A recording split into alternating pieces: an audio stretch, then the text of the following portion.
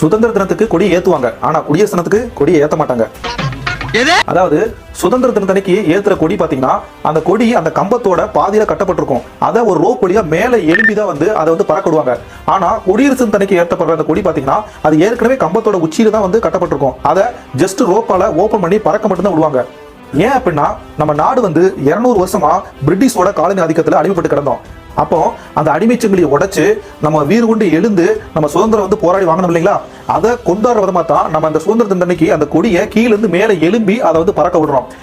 அதே இது குடியரசு தினத்தன்னைக்கு நம்ம நாட்டோட உயரிய பாரம்பரிய கலாச்சாரத்தை பறைசாற்ற விதமாகவும் நம்ம நாட்டு முப்படைகளுடைய அந்த வலிமையை நம்ம உலகத்துக்கே எடுத்து சொல்ற விதமா இந்த கம்பத்தோட உச்சியில நம்ம கொடியை ஏற்கனவே கட்டப்பட்டு அதை பறக்க விடுவோம்.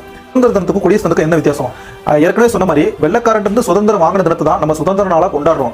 1947 ஆகஸ்ட் 15 இருந்து நம்ம கொண்டாடிட்டு இருக்கோம்.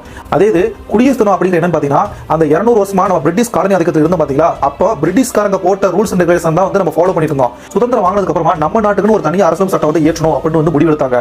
சோ அம்பேத்கர் அவருடைய தலைமையில ஒரு டிராப்டிங் கமிட்டி அப்படின்னு சொல்லி ஒரு கமிட்டி போட்டாங்க. அந்த கமிட்டி பல்வேறு நாடுகளில் உள்ள அரசியல் சட்டத்தை ரெஃபரன்ஸ் எடுத்து நம்ம நாட்டுக்கே உரிய ஒரு புதிய அரசியல் சட்ட புத்தகத்தை உருவாக்குனாங்க. இதை உருவாக்குறதுக்கு அவங்க எடுத்துக்கிட்ட நேரம் பாத்தீங்கன்னா 2 வருஷம் 11 மாசம் 18 நாட்கள்.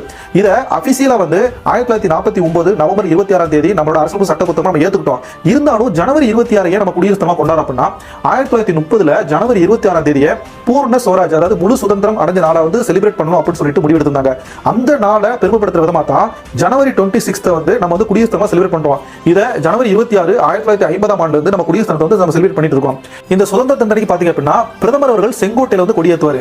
அதே இது குடியரசு தினத்துக்கு இந்திய நாட்டோட ஜனாதிபதி அந்த டெல்லியில இருக்கிற ராஜ்பாத் அப்படின்னு சொல்லுவாங்க, அந்த ராஜபாதையில இருக்கிற கொடிக்கம்பத்துல கொடியேற்றுவாரு.